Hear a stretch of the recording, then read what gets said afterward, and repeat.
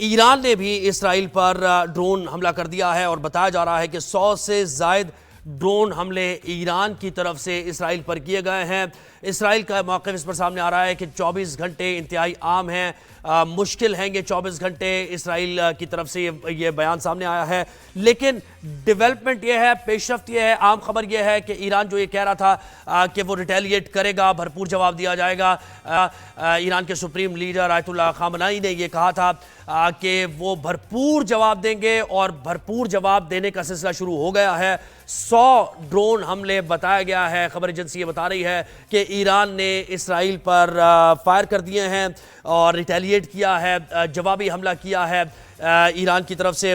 بڑی اہم یہ خبر تھی، اس خطے کی صورتحال سے جڑی یہ خبر تھی، اور ایران نے بتایا جا رہا ہے کہ اسرائیل کو ابھی منہ توڑ جواب دے دیا ہے، لیکن اسرائیل کا یہ کہنا تھا کہ ابھی یہ ایک پہلا مرحلہ ہے، پہلا مرحلہ مکمل ہو گیا ہے۔ ان کا یہ موقف تھا کہ جوہری تنصیبات کو نشانہ بنایا گیا ہے اور یہ جو جوہری ان کے ہتھیار ہیں ان کی تنصیبات کو نشانہ بنایا گیا ہے، لیکن جو ڈیٹیلز اس کی سامنے آ رہی ہیں اس میں بتایا جا رہا ہے کہ سویلینز کا بھی نقصان ہوا ہے، وہاں بھی شہادتیں ہوئی ہیں۔ ایران نے اس سے پہلے ایران کا موقف اسٹیٹڈ موقف رہا تھا کہ اگر اسرائیل کو ایسا حملہ کرتا ہے تو جوابی حملہ کیا جائے گا، ایران بھرپور طریقے سے تیار ہے۔ ایران نے 100 سے زائد ڈرون حملے کر دیے ہیں اسرائیل پر، جوابی حملہ بھرپور حملہ کیا ہے اسرائیل پر، اور اب یہ جو ایک نئی جنگ چھڑ گئی ہے، یہ جنگ کس طرف لے کے جائے گی، اس خطے کی صورتحال کیسے آگے بڑھے گی، یہ ہم ذرا جانتے ہیں اور تجزیہ لیتے ہیں۔ سابق سفارتکار، سابق ایمبیسڈر ہیں، یو این میں بھی سرو کر چکے ہیں، مسعود احمد خان صاحب نے ہمیں جوائن کیا۔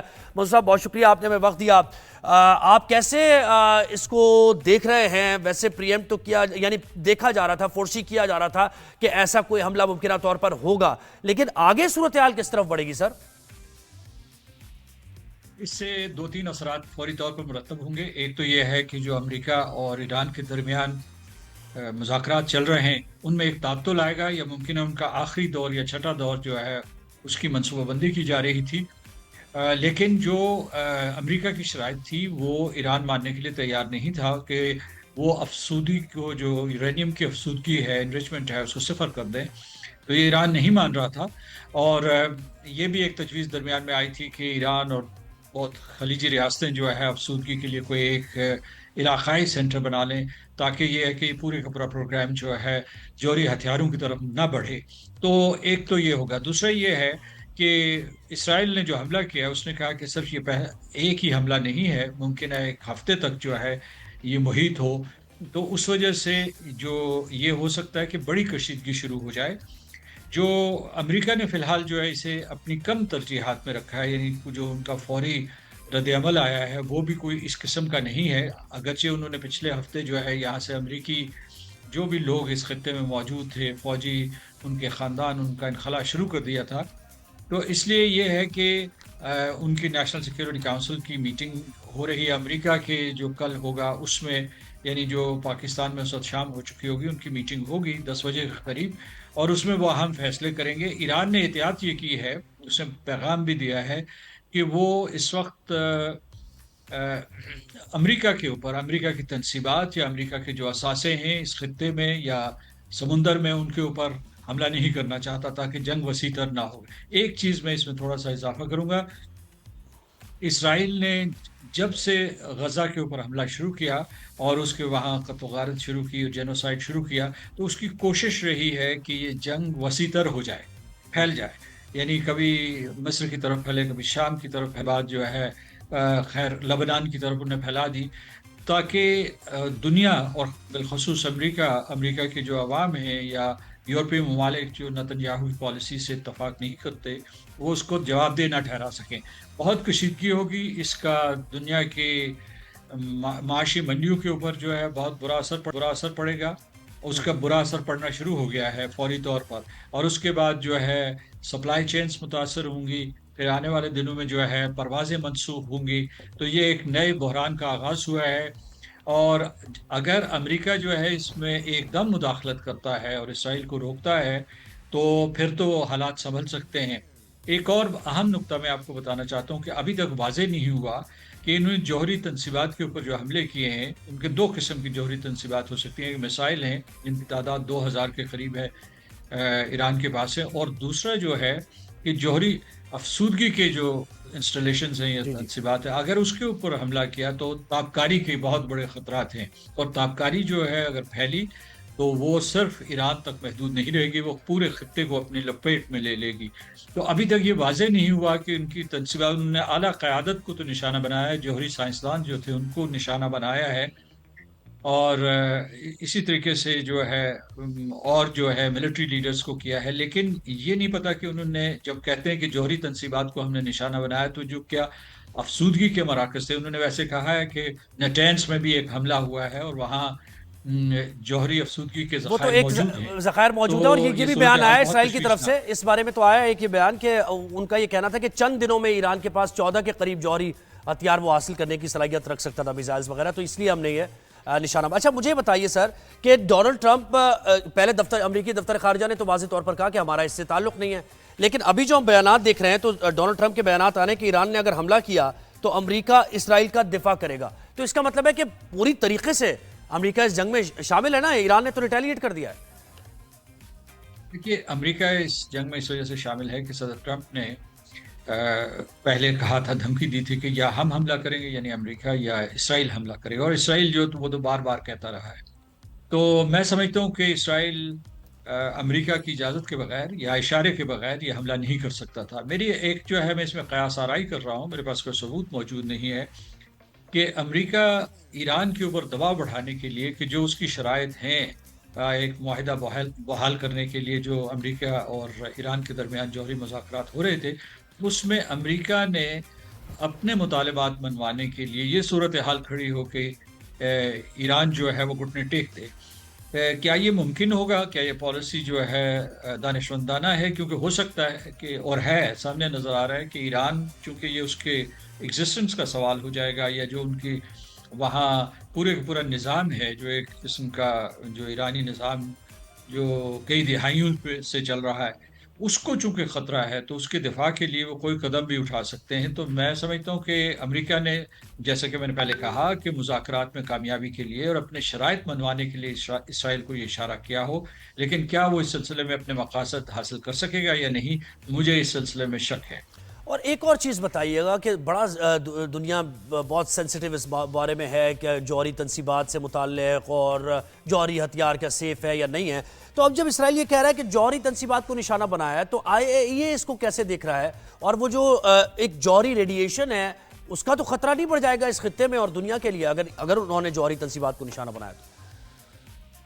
देखिए, कल ही कुछ ही घंटे पहले जो इंटरनेशनल एटॉमिक एनर्जी एजेंसी है, उसके बोर्ड ने एक करारदाद पास की ईरान के खिलाफ। उनका कि ईरान जो है वो जो अपने मुआहिदे की या जो भी उसकी पाबंदी नहीं कर रहा। दूसरे, उसने ये भी कहा कि जो वहाँ जो करारदाद पास हुई इनके खिलाफ, उसके जो मुहर्रिक थे या जो उसके स्पॉन्सर्स थे, वो बरतानिया, फ्रांस और जर्मनी थे। ये वो लोग हैं जो कि सदर बराक ओबामा के दौर में जो मुआहिदा हुआ था, उसके स्पॉन्सर्स थे। और वो मुआहिदा बाद में सदर ट्रंप ने मुअत्तल कर दिया था। तो उस वक्त उनको ये इत्तला थी, और ईरान ने अलल ऐलान भी कहा कि उन्होंने एक नया न्यूक्लियर प्लांट खोल दिया है, अफसूदगी का एक नया प्लांट खोल दिया है। तो इस वजह से वहाँ ख़तरे की घंटियाँ बजना शुरू हो गई, और उन्होंने ये जो है, ये शायद इसराइल का हमला इस वजह से भी तेज़ तर हुआ हो। और इसराइल ने जो उस करारदाद, नहीं, ईरान ने उस करारदाद के रद्द-ए-अमल के तौर पर ये ऐलान किया कि उन्होंने न्यूक्लियर जो तवानाई नहीं, आप ये कह सकते हैं कि न्यूक्लियर अफसूदगी का एक नया प्लांट खोल दिया है। तो इस वक्त जो इसे अंग्रेजी ज़ुबान में कहेंगे ब्रिंकमैनशिप हो रही है, और दोनों तरफ जो है वो चालें चली जा रही हैं। लेकिन इसमें जो है, ये आपने जैसे कि कहा कि ये पूरे के पूरे जो भी मूव्स हो रही हैं, उसकी वजह से पूरे का पूरा खित्ता जंग के शोलों में लिपट सकता है। और अगर ताबकारी हुई तो उससे न सिर्फ ईरान बल्कि पाकिस्तान, पूरे के पूरे जो मशरक़ वस्ता के ममालिक हैं, जनूबी एशिया, ये सारे के सारे बुरे तरीके से मुतासर होंगे, क्योंकि वो जो ताबकारी के असरात होते हैं वो सारे लोगों को झुलस के रख देंगे, फसलें तबाह कर देंगे, मौसमी तब्दीली का बायस बनेंगे। और यूएन कैसे देख रहा है ये एशिया की, ये जो ममालिक की सूरत हाल है, पाक भारत, ये बोन ऑफ कंटेंशन हमारी कश्मीर है, اس پر بیانات آتے رہتے ہیں، آپ نے سرو بھی کیا ہے وہاں پر. تو یہ اسرائیل اور ایران کے تناظر میں بیان تو آیا ہے اینٹونیو گوتریس کا، انہوں نے کہا ہے کہ یہ قابل مذمت ہیں حملے. اینٹونیو گوتریس نے کہا تمام فریقین سے زیادہ تعامل کی بھی اپیل کی گئی ہے. لیکن سیکیورٹی کاؤنسل UN کوئی کردار ادا کر سکتا ہے اس سلسلے میں یا نہیں؟ اینٹونیو گٹیرس صاحب نے اپنا فرض ادا کیا، انہوں نے اسرائیل کے حملے کی مذمت کی، اور سلامتی کونسل کا اجلاس ہوگا، ہنگامی اجلاس ہوگا. لیکن یہ میں آپ کو بتاؤں کہ سلامتی کونسل، چونکہ جیسا کہ آپ نے کہا میں اقوام متحدہ سے منسلک رہا ہوں اور وہ سلامتی کونسل میں بھی میں نے پاکستان کی نمائندگی کی ہوئی ہے، تو اس لیے مجھے پتہ ہے کہ اسرائیل کے سلسلے میں سلامتی کونسل غیر مؤثر ہوگی. کیونکہ آپ کو یاد ہوگا بھی حال ہی میں جب غزہ کے اوپر سلامتی کونسل کے 14 ارکان نے ایک قرارداد جو ہے اس کی حمایت کی کہ غزہ میں مستقل جنگ بندی کی جائے، تو صرف امریکہ نے US اسے نے ویٹو بالکل کیا تھا. ویٹو کیا بالکل. امریکہ کا وہاں اثر و رسوخ ہے، اور امریکہ کا اثر و رسوخ سلامتی کونسل میں اسرائیل کی وجہ سے ہے. اس میں اسرائیل کی پشت پناہی شامل ہے اور اسرائیل کو ایک قسم کا ویٹو حاصل ہے. تو جو انٹونیو گٹیرس کا بیان ہے، جو لفظی یا زبانی کلامی کارروائی ہے، اس سے زیادہ کچھ بھی اقوام متحدہ کردار ادا نہیں کر سکتا. اس وقت جو ہے صرف اور صرف امریکہ کردار ادا کر سکتا ہے، لیکن امریکہ خود جو ہے ایک قسم کا پارٹنر سر ہے. یہی پرابلم کہ امریکہ تو خود پارٹنر ہے. یعنی کون سی ایسی فورس ہوگی جو میڈیٹ کرا سکے گی؟ پاک بھارت کی جنگ میں ہم نے دیکھا ڈونلڈ ٹرمپ نے کہا کہ میں دونوں ملکوں کو کہا کہ بھئی آپ تجارت کی طرف جائیں، اور یہ تو اس جنگ میں ایران اور اسرائیل میں امریکہ تو خود ایک پارٹی بنا ہوا ہے. کون سا ایسا پاورفل ملک آپ دیکھ سکتے ہیں جو بیچ میں آ کے کوئی مصالحت کرا سکتا ہے؟ دیکھیے، دو اہداف ہیں امریکہ کے بھی اور اسرائیل کے، کہ جو اسلامی حکومت ہے یا جس کی سربراہی خامنہ کر رہے ہیں، یا جو ان کا اپنا اسلامی ڈھانچہ ہے، جو 80 کی دہائی میں بسر اقتدار آیا تھا، اس کو ختم کیا جائے. تو ایک تو ان کا یہ، اور دوسرے ان کے نیوکلیئر پروگرام کو ختم کیا جائے، کیونکہ مشرق وسطیٰ میں صرف اسرائیل کے پاس جوہری توانائی ہے. وہ نہیں سمجھتا کہ وہ اس بات کو برداشت کرنے کے لیے تیار نہیں ہے کہ ایران اس کے مد مقابل کھڑا ہو. اور ایران نے ایسی صلاحیت پیدا کر لی ہے کہ جیسے وہ اسرائیل نے کہا ہے کہ وہ چند دنوں میں ایران جو ہے وہ اٹامک قوت بن سکتا ہے. تو وہ اسے ایک ایکسسٹینشل تھریٹ سمجھتا ہے. اگرچہ اسرائیل جو ہے اس پہ بات کرنے کے لیے تیار نہیں ہے، کہ نہ تو وہ نان پرولیفریشن ٹریٹی کا سیکرٹری ہے، اور نہ ہی وہ جو ہے ایک چیز اور، آپ کا ایز این ایز ایمبیسڈر بڑا آپ کا تجربہ ہے، مجھے بتائیں کہ پاکستان کا فورن آفس یا پاکستان کی اسٹیٹڈ پوزیشن کیا ہوگی؟ ویسے اسرائیل سے متعلق تو ہم نے اپنا موقف دیا ہوا ہے کہ ہم تسلیم نہیں کرتے ہیں، اور یہ بارہا ہم کہتے رہے ہیں. لیکن اب جو یہ بدل رہی ہے صورتحال، ایران ہمارا برادر ملک ہے، US کے ساتھ آپ کو پتہ ہے ہمیں تعلقات رکھتے بھی ہیں، IMF کا سارا معاملہ ہے، تو ایک ٹیسٹ ہے یہ پاکستان کے لیے بھی. اس لیے ٹیسٹ ہے کہ جو پاکستان ہندوستان کی جنگ ہوئی اس میں امریکہ نے پاکستان کا ساتھ دیا، ایک سفارتکاری کی، سہولت کاری کی، اس کے بعد ثالثی کا کردار ادا کیا. تو پھر انہوں نے یہ کیا کہ جنگ بندی میں بہت اہم کردار ادا کیا. پھر امریکہ کا پاکستان کی طرف جھکاؤ بھی بڑھتا چلا جا رہا ہے، جس کے اوپر ہندوستان بہت پریشان ہے اور احتجاج کر رہا ہے. جو بھی ابھی جو آپ کے فیلڈ مارشل عاصم منیر صاحب کو وہاں آرمی ڈے پہ بلایا گیا ہے.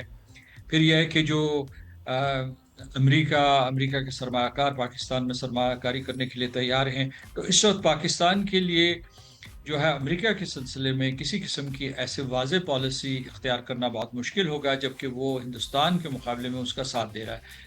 لیکن اس کے ساتھ ساتھ یہ ہے کہ پاکستان خطے میں امن اور سلامتی چاہتا ہے. ایران اس کا دیرینہ ہمسایہ ملک ہے، دیرینہ دوست ہے، اور ہمارے بہت سے معاشی تعلقات ہیں، ثقافتی اور مذہبی تعلقات بھی ہیں.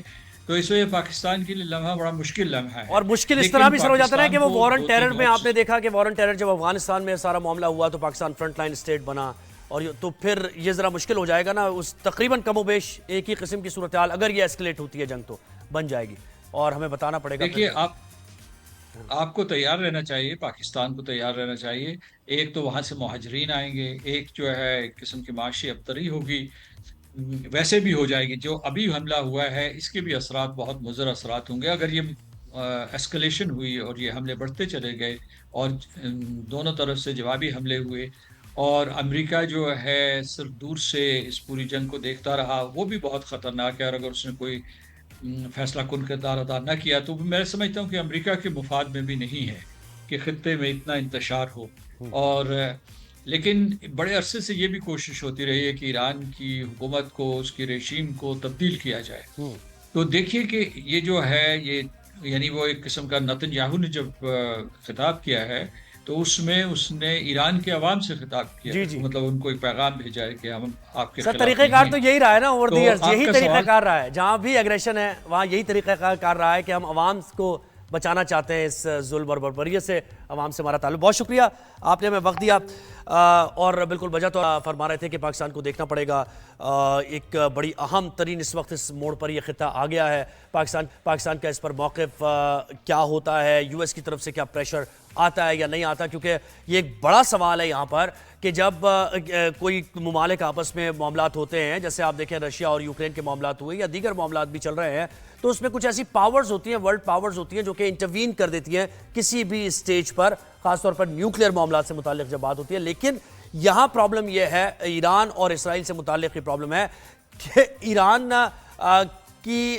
سپورٹ میں کوئی ایسی ورلڈ پاور جیسے یو ایس خاص طور پہ ہم دیکھیں تو وہ کھڑا ہوا ہے دوسری طرف، اسرائیل کے ساتھ کھڑا ہوا ہے، تو کون سی ایسی پاور ہوگی جو کہ اس معاملے کو تھوڑا واٹر ڈاؤن کرے گی صورتحال کو اور اس کو تشویشناک حد تک بڑھنے سے روکے گی؟ یہ اہم سوال ہے۔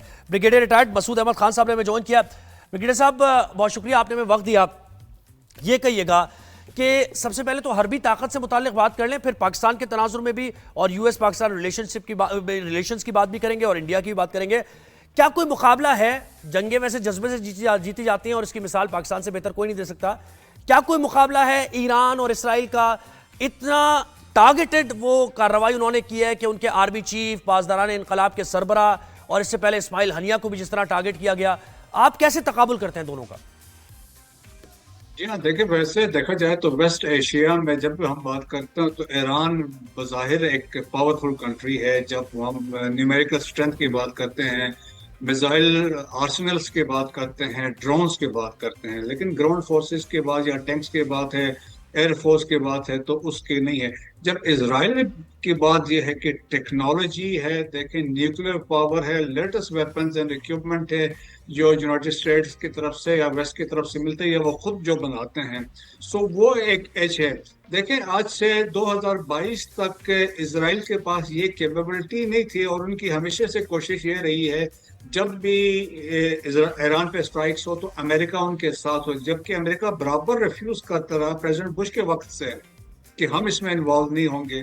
تو انہوں نے پھر یہ کیا کہ 2022 میں انہوں نے 2021 میں انہوں نے خود اپنے لیول پہ ریسرچ کی میڈیٹرین سی کے اوپر، اور ایک 707 بوئنگ طیاروں کو ریفیلنگ کے لیے، پھر لانگ رینج سٹرائکس کرنے کے لیے انہوں نے وہاں پہ ریسرچ کی، اور پھر وہ انہوں نے وہ کیپیبلٹی اچیو کی تھی۔ پھر انہوں نے کہا تھا we can go and attack Iran at our own, so وہ کیپیبلٹی ان کے پاس آ چکی تھی۔ اب جو اب جا کے جب کیپیبلٹی تھی انہوں نے کارڈنلی اسٹرائکس کی، اور اس میں دیکھیں جو موسٹ امپورٹنٹلی ڈسٹرائٹ کی جہاں پہ انہوں نے اسٹرائکس کر کے ہٹ کیے ہیں، ان کے نیوکلیر انسٹالیشن پہ بھی ہٹ کیے ہیں، میزائل جو اسٹوریج سائٹس تھے وہاں بھی گئے ہیں، پھر جو ٹارگٹ کیے ہیں جو لیڈرشپ ہے کمانڈ اینڈ کنٹرول کے پوائنٹ آف ویو سے بھی دیکھیں، چاہے وہ ریولوشنری گارڈ کور کے ہیں، ان کی آرمی کے ہیں، تو ٹاپ لیڈرشپ اس میں ماری گئی ہے، تو وہ ایران کے لیے بڑے سیریس سیٹ بیک ہے۔ اب آلدو ایران ایک ڈرون اٹیک رسپانس میں کیا ہے، لیکن اب ایران کو اب یہ ایران میں ری گروپ ہونا ہے، انہوں نے دیکھنا ہے ان کے پاس کیا کچھ ہوا ہے اور کیا کچھ بچا ہے، یہ امپورٹنٹ کوشچن ہے۔ لیکن یہ ہے کہ ایران یقیناً اس پہ اسٹرائک بیک کرے گا، اور ایران کی طرف سے توقع یہی ہے کہ میسیو اور لیتھل قسم کے اسٹرائکس ہوں گی۔ اور اکتوبر لاسٹ 2024 میں ہم نے دیکھا تھا ایران نے جب اسٹرائکس کیے تھے تو آئرن ڈوم کو بھی وہ بائی پاس کر کے جا کے انہوں نے ٹارگٹس کو ہٹ کیے تھے۔ سو ابھی بھی توقع کی جا سکتی ہے، بٹ امپلیکیشن دیکھیں ریجن کے لیے۔ اور آپ اسے پرولونگ ہوتا دیکھ رہے ہیں یا اسی طریقے سے ہوگا کہ ایران ریٹیلیٹ کرے گا، فیس سیونگ کے معاملات ہوں گے اور اس کے بعد آگے بڑھ جائیں گے معاملات، یا نہیں اس بار کچھ مختلف؟ نہیں، دیکھیں لائکلی پرولونگ ہوگا، کیونکہ اس میں ایران کے لیے بڑے سیٹ بیکس ہیں۔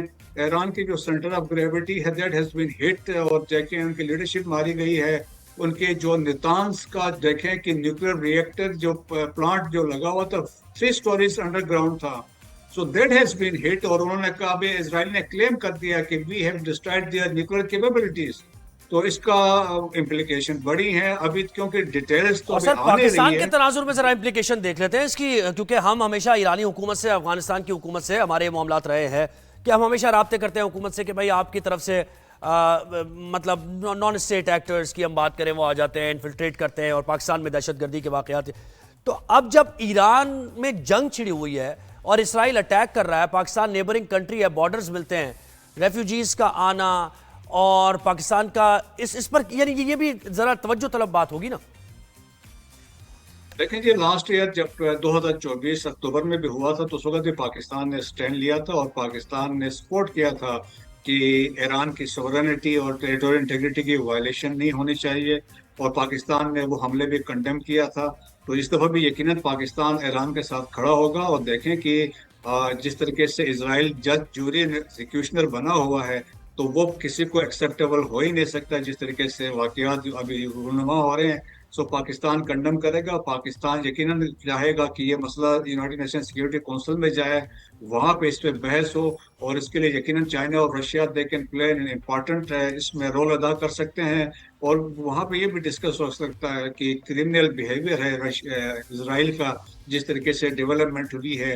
اور میرے خیال میں او آئی سی کا ایک ایمرجنسی سیشن بھی کال کیا جا سکتا ہے to discuss the developing situation, کیونکہ اس میں فردر ڈیولپمنٹ میں وائڈر جب کنفلکٹ ہوگا تو عرب ممالک بھی میں مطلب اس لپیٹ میں آ سکتے ہیں. اور یہ بھی دیکھنا ہوگا نا کہ پاکستان سولیڈیریٹی اگر شو کرتا ہے یا پھر پاکستان کرتا ہے تو ایک بیلنس بہرحال اس میں قائم ہمیں کرنا پڑے گا، کیونکہ یو ایس اس میں ایک اسٹیک ہولڈر بھی ہے اور یو ایس ایک فریق بھی ہے اس جنگ میں، تو خاص طور پہ ایران. دیکھیں بالکل یقیناً ہم تو بات ایسی کر پاکستان کہے گا کہ ڈپلومیسی ہونی چاہیے، بات چیت ہونی چاہیے، جس طرح پریزیڈنٹ ٹرمپ نے بھی کہا ہے کہ جی ہم سٹل بات چیت کو ایک موقع دینا چاہتے ہیں. تو میرا خیال میں یہ ایک اچھی آپشن ہے. ابھی بھی پاکستان میں یہی چاہے گا کہ یہ کنفلکٹ فردر بڑھے نہ، اور اس میں لیکن تازہ بیان آیا نقصان سر نہ ہو. امریکی صدر کا، انہوں نے کہا ہے کہ ایران نے اگر حملہ کیا تو امریکہ اسرائیل کا دفاع کرے گا، یعنی وہ اس کے ڈیفنس کے لیے بھرپور طور پہ تیار ہے.